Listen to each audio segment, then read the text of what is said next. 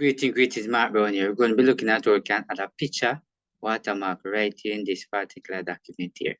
Yes, so the first thing that you wanted to do is come right up here. If you notice, this is insert right here. But you don't want to click the insert. What you want to do is click on your design. Notice when you click on design, you're going to come all the way right to the right. It's a page background. So what you want is watermark. So you're going to click right here and look up pointer. Now when you click and look up pointer, this is what you're going to actually bring up right here. Right? If you notice right here, it's a custom watermark. You're going to click on that. Now, when you click on custom watermark, you bring up this small dialog box. You can actually put the cursor point, you can actually move it up and down just the same.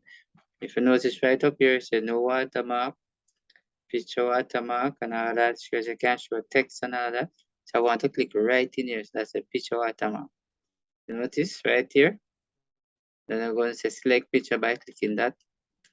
Alright, if you notice right here, so from my device, this can blink search from my OneDrive. So I'm going to click right here and browse from my file.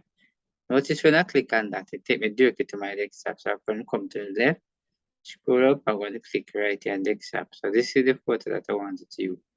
When I click on the photo, I'm going to come right down here. Notice here, insert, cancel. I'm going to click on insert.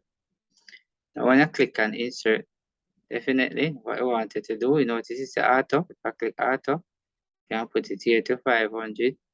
Just the same, and what I can do right here is I can press apply. Notice, I press apply, the picture come in the background.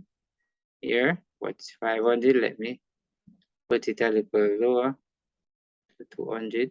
When I click on 200, I click right here.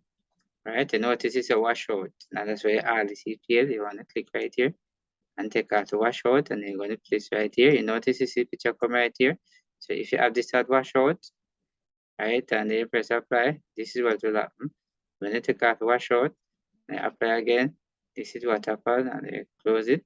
So this is how you actually add a photo right here as watermark in the background. So for instance, you have an important document that you don't want nobody to see whatever. This is one way you can actually do it. Right? So thanks for watching. See you in the next video.